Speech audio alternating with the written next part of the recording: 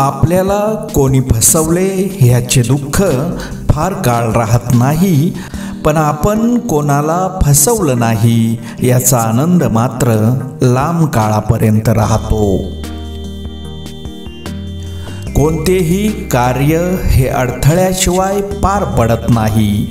शेवटपर्यंत जे प्रयत्न करीत राहतात त्यांनाच यश प्राप्त होते।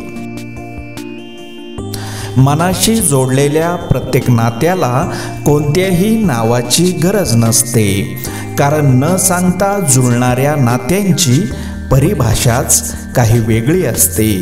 विश्वास ठेवा, आपण जेव्हा कोणासाठी काही चांगले करीत असतो तेव्हा आपल्यासाठी सुद्धा कुठेतरी काही चांगले घडत असते। आयुष्यात दोन मित्र नेहमी बरोबर असावेत। एक कृष्ण जो लढणार नाही पण जिंकणे पक्के आहे, आणि दुसरा कर्ण जो समोर पराभव दिसतोय तरी साथ सोडणार नाही। कर्मावर आणि प्रामाणिकपणावर निसंकोच विश्वास ठेवा। योग्य वेळ आली की तो इतके देणार की मागायला काहीच उरणार नाही।